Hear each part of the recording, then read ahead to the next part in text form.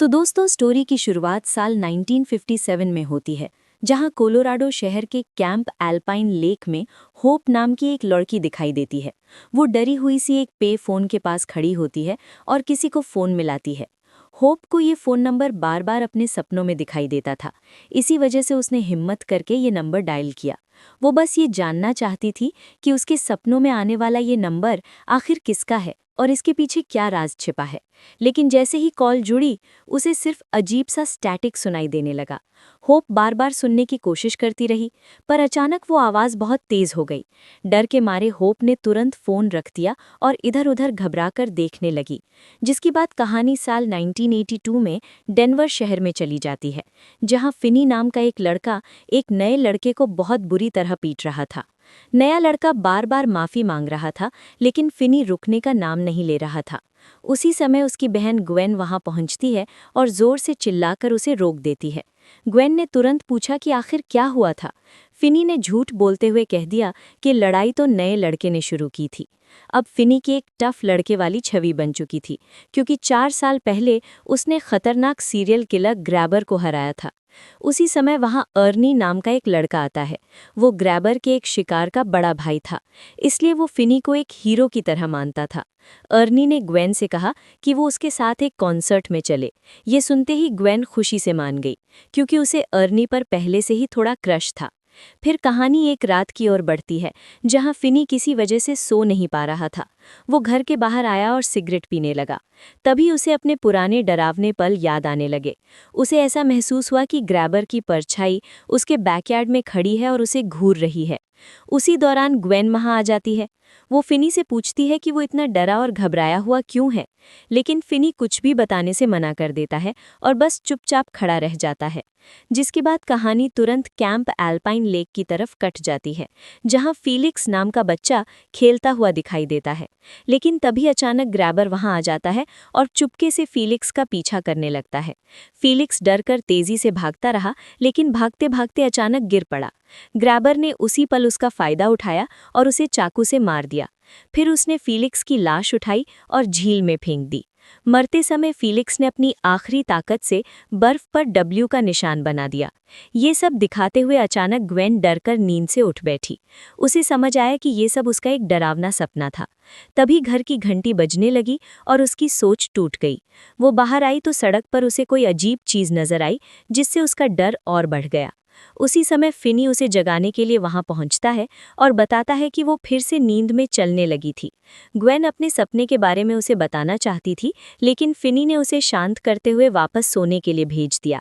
फिर अगले दिन ग्वेन स्कूल की लाइब्रेरी में चली गई। वो सुपरनैचुरल चीज़ों पर जानकारी ढूंढ रही थी। तभी कुछ लड़कियां उसे चिढ़ाने लगी और उसे विच कहकर मजाक उड़ाने लगी। इसी दौरान अर्नी वहां आया। उसके पास कॉन्सर्ट के टिकट थे और वो उन्हें दिखाकर मुस्कुरा रहा था। उसी समय फिनी एक स्टोर के बाहर खड़ा था। तब अचानक पास में पड़े पे फोन पर घंटी बजने लगी। उसने फोन उठाया और कहा, sorry, I can't help you. ये कहकर वो वहां से चला गया। लेकिन तभी हमें पता चला कि वो फोन तो पहले से ही खराब था। खैर, रात होते ही कहानी फिर कैंप एल्पाइन लेक में चली जाती है, जहां केल नाम का एक नया लड़का बाकी बच्चों के साथ खेल रहा था। लेकिन अंधेरा होते ही ग्रैबर वहां पहुंचता है और केल को पकड़ लेता है। उसने कुल्हाड़ी से केल की हत्या कर दी, फिर उसकी शरीर के कुछ हिस्सों को जला दिया और बाकी लेक में फेंक दिया। मरने के बाद केल की आत्मा ने अपनी आखिरी ताकत से बर्फ पर डब्ल्यू के पास बी का निशान बना दिया। इसी के साथ अचानक ग्वेन डरकर नींद से उठ बैठी। उसे एहसास हुआ कि ये सब भी एक सपना था।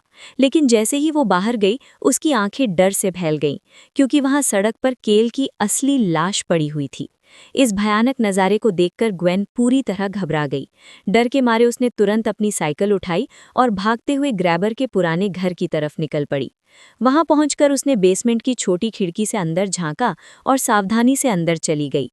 अंदर अंधेरे में उसे एक पुराना ब्लैक फोन दिखाई दिया। ग्वेन डरते हुए उसके पास गई और धीरे से फोन उठा लिया।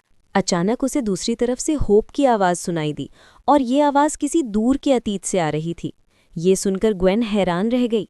उसी पल उसे महसूस हुआ कि होप कोई और नहीं बल्कि उसकी अपनी माँ थी। उसे याद आया कि उसकी माँ भी ऐसे ही अजीब सपने देखा करती थी, लेकिन उनके सपनों में हमेशा नंबर दिखाई देते थे, जबकि ग्वेन के सपनों में लड़के बर्फ पर अक्षर लिखते थे। इतने में फ़ोन पर अचानक तेज़ स्टैटिक आने लगा, जिससे कॉल कट गया। तभी पीछे से किसी तरह की आवाज़ आई। वो घबराकर तुरंत पीछे मुड़ी तो उसके सामने ग्रैबर के भाई का भूत खड़ा दिखाई दिया। इसी दौरान बेसमेंट के सेलर का दरवाज़ा चरमराता हुआ खुला और ब्लैक फ़ोन फिर से बज उठा। ग्वेन अभी कुछ समझ ही रही थी कि सामने फिनी आ गया। फिनी ने जल्दी से उसे सारी बात बता दी कि उसने फ़ोन पर उनकी माँ से बात की थी, लेकिन फिनी ने इसे सिर्फ एक सपना समझकर नज़रअंदाज कर दिया। फिर आखिर में उसने ज़मीन पर थूका और ग्वेन को साथ लेकर घर लौट आया। फिर अगले दिन ग्वेन को कैंप एल्पाइन लेक का एक पैम्फलेट मिला। उसने फिनी को कहा कि उन्हें काउंसलर बनकर वहां जाना चाहिए ताकि उसके सपनों में दिखाई देने वाली जगह की सच्चाई पता चल सके, लेकिन फिनी ने फिर से मना कर दिया। तभी उनके पिता टेरेंस ने उनकी बात सुन ली। उन्होंने बताया कि कैंप एल्पाइन लेक वही जगह है जहां उनकी माँ काम करती थी। ये सुनते ही ग्वेन को यकीन हो गया कि उसके सपने किसी न किसी तरह उनकी माँ से जुड़े हुए हैं। सच्चाई जानने के लिए ग्वेन ने अर्नी को अपने साथ वहां जाने के लिए मना लिया। फिनी को अर्नी बिल्कुल पसंद नहीं था, इसलिए ग्वेन की सुरक्षा के लिए वो भी साथ आने के लिए तैयार हो गया। कुछ घंटों की ड्राइव के बाद सड़क पर हर तरफ बर्फ ही बर्फ थी। आगे कई एक्सीडेंट्स भी दिखाई दे रहे थे। मौसम इतना ख़राब था कि आगे देखना मुश्किल हो गया, इसलिए फिनी ने अर्नी को कार रोकने को कहा। फिर वो खुद आगे आगे दौड़कर रास्ता देखने लगा और अर्नी कार धीरे धीरे उसके पीछे चलाने लगा। थोड़ी दूर जाने पर उन्हें मस्टैंग नाम की एक गाइड मिल गई। उसने टॉर्च की रोशनी से रास्ता दिखाया और उन्हें सुरक्षित कैंप तक पहुंचा दिया। कैंप पहुंचकर उनकी मुलाकात मस्टैंग के अंकल अरमांडो से हुई, जो कैंप का मैनेजर था। वो उन्हें उनके रहने वाली कैबिन तक ले जाने लगा। तभी फिनी की नज़र एक पेफोन पर चली गई। वो अचानक रुककर उसे ध्यान से देखने लगा, जिसके बाद ग्वेन को लड़कियों वाले कमरे में भेज दिया गया और फिनी और अर्नी लड़कों के डॉर्म में चले गए। दोनों कमरे बिल्कुल खाली थे, क्योंकि अब वहां सिर्फ स्टाफ के लोग ही रहते थे। खैर, ग्वेन थकी हुई थी, इसलिए वो जल्दी ही सो गई। नींद में उसे फिर एक डरावना सपना आया। उसने देखा कि स्पाइक नाम का एक लड़का भी कभी इस कैंप का स्टाफ था और उसे भी ग्रैबर ने मार दिया था। सपने में स्पाइक की आत्मा ने बर्फ पर बाकी अक्षरों के पास एक एच लिखा। जैसे ही उसने अक्षर पूरा किया, उसका चेहरा अचानक बीच से फट गया और वो चीखते हुए गायब हो गया। ये देखकर ग्वेन डर कर झटके से उठ बैठी। उसकी सांसें तेज हो गई थीं। तभी उसे अपने बगल वाले बिस्तर के नीचे से किसी चीज के घिसटने की आवाज आने लगी। उधर फिनी बाहर खड़ा होकर सिगरेट पी रहा था। तभी वहीं पेफोन अचानक बजने लगा। फिनी उसकी ओर गया तो घंटी बंद हो गई। वो जैसे ही वापस मुड़ा, फोन फिर से बज उठा। इस बार उसने फोन उठाया और चिढ़ते हुए कहा कि वो मदद नहीं कर सकता। फिर उसने फोन रख दिया, लेकिन फोन लगातार फिर बजने लगा। जब वो जाने लगा तो घंटी और तेज हो गई। मजबूर होकर उसने दोबारा फोन उठाया। कुछ सेकंड के स्टैटिक के बाद उसे ग्रैबर की आवाज़ सुनाई दी। फिनी डर गया और तुरंत फोन रख दिया। उसी पल फोन बूथ का दरवाज़ा अपने आप बंद हो गया। उसने उसे खोलने की कोशिश की, लेकिन दरवाज़ा नहीं खुला। इधर ग्वेन अपने कमरे में डर के मारे कांप रही थी। बिस्तर के नीचे से आ रही आवाज़ को देखते हुए उसने हिम्मत जुटाई और नीचे झांका, जहां फीलिक्स की लाश पड़ी हुई थी। ये देखकर वो घबराकर पीछे हट गई। तब अचानक केल का भूत नीचे से हाथ बढ़ाकर उसकी बाह पकड़ लेता है। ग्वेन की बाह पर जलने का निशान बन गया और वो घबराकर पीछे हटने लगी। घबराते हुए उसकी नज़र खिड़की की तरफ जाती है, जहां स्पाइक का भूत खड़ा दिखाई देता है। तभी अचानक किसी और भूत ने तेजी से खिड़की तोड़ दी। टूटे हुए शीशे के नुकीले टुकड़े स्पाइक के चेहरे पर लगे और उसका चेहरा बुरी तरह कट गया। ये सब देखकर ग्वेन बुरी तरह चीख उठी। उसी समय फोन बूथ का दरवाज़ा खुल गया और फिनी भागते हुए ग्वेन के कमरे में पहुंच गया। ग्वेन रोते हुए कहने लगी कि वो पागल हो रही है। फिनी ने उसे समझाया और शांत करने की कोशिश की। उसने ग्वेन की जली हुई बाह पर पट्टी भी बांधी। अब रात में ग्वेन को अकेले सोने से बहुत डर लग रहा था, इसलिए वो उठकर अर्नी के बिस्तर पर जाकर लेट गई। उसे नींद नहीं आ रही थी तो उसने जीसस से प्रार्थना की कि उसे इन डरावने सपनों से बचाए। अर्नी ने ये सब सुना और वे दोनों धर्म के बारे में बातें करने लगे। बातों बातों में ग्वेन ने अपने सपनों के बारे में बताया कि उसकी माँ को भी ऐसे ही सपने आया करते थे और अंत में वो पागल हो गई थी। ग्वेन को डर था कि कहीं उसके साथ भी वही न हो जाए। अर्नी ने उसे भरोसा दिलाया कि वो अकेली नहीं है। माहौल थोड़ा शांत हुआ और वे दोनों एक दूसरे के और करीब आ गए। वे लगभग किस करने ही वाले थे कि तभी फिनी बीच में आकर बोला कि अब सबको सो जाना चाहिए। फिर अगली सुबह नाश्ते के समय अरमांडो ने ग्वेन को लड़कों के डॉर्म में सोने के लिए डांटा और पूछा कि वे यहाँ काउंसलर बनने के लिए कैसे आ गए। जवाब में ग्वेन और फिनी ने उसे होप की फ़ोटो दिखा दी। फ़ोटो देखते ही अरमांडो उसे पहचान गया और बहुत दुखी हो गया जब उसे पता चला कि होप ने 7 साल पहले अपनी जान ले ली थी। फिर अरमांडो ने उन्हें समझाया कि वे आज ही अपने परिवारों को फ़ोन करके बता दें कि सब ठीक हैं। उसने कहा कि वे ऑफिस वाले फ़ोन का इस्तेमाल कर सकते हैं। तब फिनी ने बाहर वाले पे फ़ोन का जिक्र किया, पर आर्मांडो ने चौंक कर कहा कि वो फ़ोन तो पिछले 10 साल से खराब है। आर्मांडो के जाने के बाद फिनी ने बाकी दोनों को बताया कि कल रात वही फ़ोन बजा था और उसने ग्रैबर को सुना था। उसी समय बाहर वाला पे फ़ोन फिर से बज उठा। फिनी दौड़कर उसकी तरफ गया और फ़ोन उठा लिया। कुछ सेकंड स्टैटिक सुनाई दिया, फिर एक लड़के की हल्की आवाज़ आई। तभी फ़ोन बूथ के चारों तरफ 3 लड़कों की आत्माएं दिखाई देने लगी। वे सब फिनी को देख रहे थे, लेकिन फिनी उन्हें नहीं देख पा रहा था। वो उनसे सवाल पूछता रहा, पर वे ज्यादा कुछ याद नहीं कर पा रहे थे, बस टुकड़े टुकड़े में बातें करते रहे।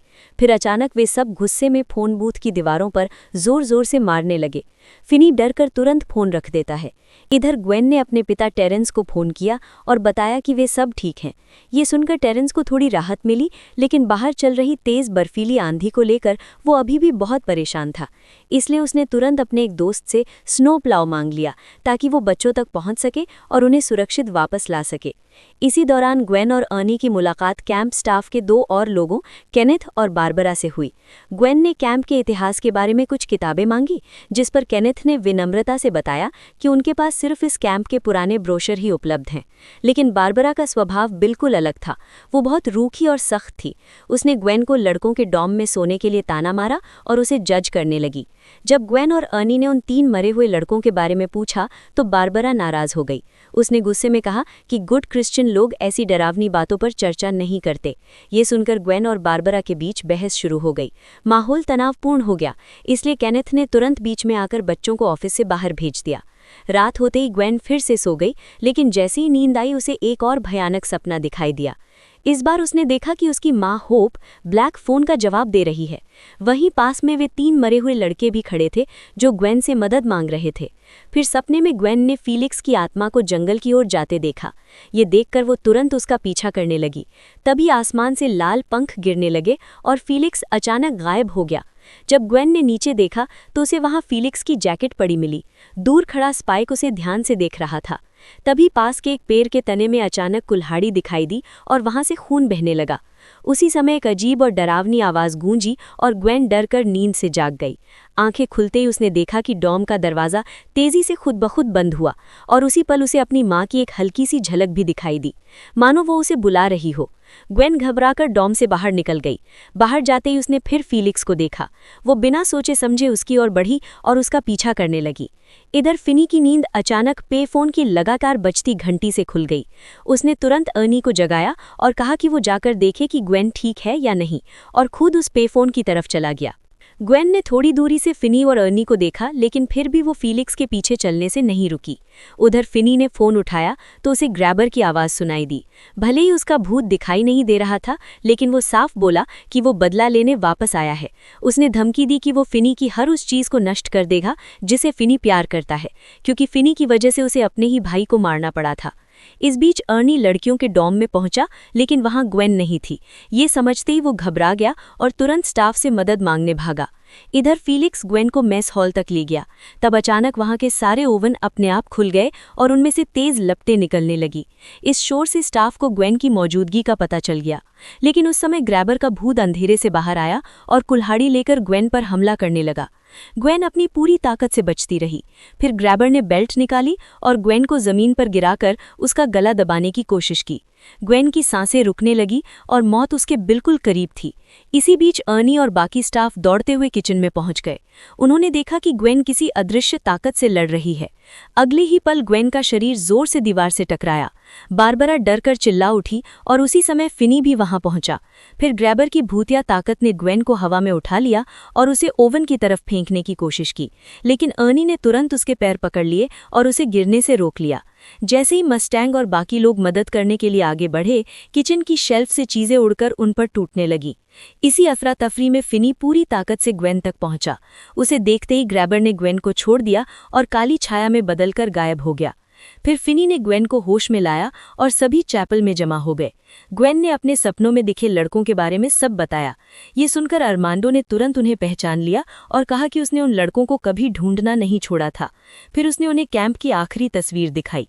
उसमें होप काउंसलर्स के साथ थी और वहीं ग्रैबल भी था।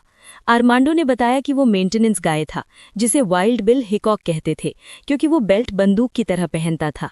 तब ग्वेन को समझ आया कि उसके सपनों में जो अक्षर दिखाई देते थे वो वाइल्ड बिल हिकॉक से मिलते जुलते थे। इसका मतलब था कि ग्रैबर ने अपनी हत्याएं यहीं कैंप से शुरू की थी। ये सुनकर आर्मांडो ने बताया कि कैंप में अजीब घटनाएं भी लगभग 4 साल पहले शुरू हुई थी। फिनी ने तुरंत कहा कि ठीक उसी समय उसने ग्रैबर को मारा था, यानी ग्रैबर की आत्मा आज़ाद होकर वापस यहीं कैंप में आ गई थी और अब बदला लेने के लिए लड़कों की आत्माओं का उपयोग कर रही थी। तभी ग्वेन ने बताया कि ग्रैबर डर से अपनी शक्ति लेता है और जिन लड़कों की आत्माएं यहाँ फंसी हुई हैं वे चैन में नहीं हैं, इसलिए वो उसे रोक नहीं पा रही हैं। उन्हें उन लड़कों की लाशें ढूंढनी होंगी, तभी उनकी आत्माएं मुक्त होकर ग्रैबर को रोक पाएंगी। तब आर्मांडो को याद आया कि बिल अक्सर आइस फिशिंग का सामान लाया करता था। इसका मतलब था कि उसने झील की बर्फ में छेद किए होंगे और हत्या के समय झील पूरी तरह जमी थी, इसलिए पुलिस ने झील में कभी खोज ही नहीं की। ये सुनकर सबने मिलकर अगले दिन झील में बॉडीज ढूंढने का फैसला किया। सुबह होते ही सभी लोग बर्फीली झील पर गए और जगह जगह तलाश करने लगे, लेकिन काफी देर की मेहनत के बाद भी उन्हें कुछ नहीं मिला। फिर शाम को फिनी और अर्नी ने तय किया कि वे बारी बारी से ग्वेन के सोते समय उस पर नजर रखेंगे। ग्वेन सोते ही फिर एक डरावने सपने में पहुंच गई। उसने देखा कि बिली नाम का एक पेपर बॉय अखबार बांट रहा था। तभी ग्रैबर अपनी काली वैन में आया और उसे उठाकर ले गया। यही उसका पहला शिकार था। ये बात ग्वेन की मां होप ने भी अपने सपनों में देखी थी और उसी वजह से उसने ग्रैबर को वाइल्ड बिल हिकॉक के नाम से पहचान लिया था। सपने में ग्वेन चलने लगी और असल दुनिया में वो स्लीप वॉक कर रही थी। अर्नी ने जल्दी से उसे पकड़कर वापस बिस्तर पर सुला दिया, पर सपना जारी रहा, जहां ग्वेन ने होप को एक कमरे से बाहर जाते देखा और वो भी उसके पीछे पीछे चल पड़ी। फिर होप सीधे ग्रैबर के पुराने घर पहुंची। तभी गाड़ी लेकर वहां होप आई और ग्रैबर के घर के अंदर जाने की कोशिश करने लगी, लेकिन दरवाजा लॉक था, इसलिए वो बेसमेंट की खिड़की के पास चली गई। वहां से उसने देखा कि बेसमेंट में एक बच्चे को किडनैप करके रखा गया था। ये देखकर वो तुरंत अपनी कार की तरफ लौटी, लेकिन तभी ग्रैबर उसके सामने आ गया और उसे बेहोश कर अपने वैन में डाल दिया। ये देखकर ग्वेन चीख उठी। उसी समय ग्रैबर बाहर आया और ग्वेन को देखते हुए वैन के अंदर बैठने का इशारा किया। ग्वेन कुछ देर के लिए कंफ्यूज हो गई, लेकिन फिर वो वैन में बैठ गई। रास्ते में उसने कहा कि वो ग्वेन को इसलिए लाया है ताकि वो अंत से पहले पूरी सच्चाई जान सके। फिर वैन ग्वेन के घर के सामने रुकी, जहां ग्वेन ने देखा कि उसकी मां की लाश गैराज में लटकी हुई थी। ये देखकर वो समझ गई कि उसकी मां ने आत्महत्या नहीं की थी, बल्कि ग्रैबर ने उसे मारकर इसे आत्महत्या जैसा दिखाया था। ये सच देखकर ग्वेन रो पड़ी और डर से कांपने लगी। तब अचानक ग्रैबर ने कुल्हाड़ी निकाली। ये देखकर ग्वेन जान बचाने के लिए भागी और सीधे बेसमेंट में पहुंच गई। तभी सामने का ब्लैक फोन बजने लगा। उसने फोन उठाया तो फीलिक्स की आवाज आई कि वो तुरंत छुप जाए। ये सुनकर ग्वेन भागकर बाथरूम में गई। वहां दीवार में एक छेद था जो एक छोटे दरवाजे की ओर जाता था। ग्वेन ने उस दरवाजे को तोड़ने की कोशिश की, लेकिन उसी समय ग्रैबर ने कुल्हाड़ी से उसकी बांह काट दी। उसका खून असल दुनिया में भी बहने लगा। अर्नी ने ये देखा और सबको बुला लिया और सब लोगों ने उसे जगाने की कोशिश की, लेकिन ग्वेन किसी हालत में नहीं जाग रही थी। सपनों में ग्वेन ने दरवाजा खोल लिया और बाहर निकलकर फिर से फीलिक्स को देखा। फीलिक्स ने दरवाजा बंद किया और ग्वेन झील की ओर दौड़ने लगी। उसके कानों में उसके दोस्तों की आवाजें गूंज रही थी। वे बाहर खड़े उसे जगाने की कोशिश कर रहे थे। उधर अरमांडो भी झील पर था और उसे फीलिक्स की लाश मिल गई थी। उसने तुरंत बर्फ तोड़नी शुरू कर दी क्योंकि अब समय बहुत कम बचा था।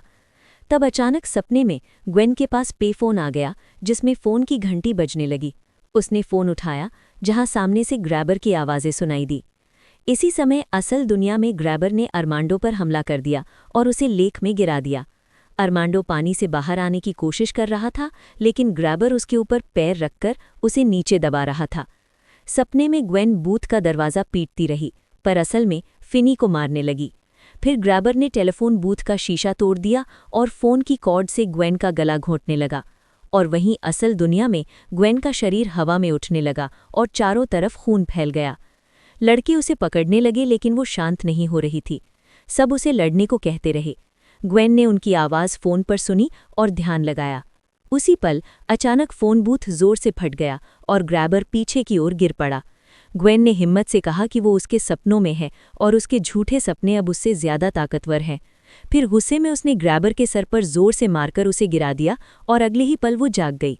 फिर सब लोग लेक की तरफ भागे और अरमांडो को समय रहते बचा लिए।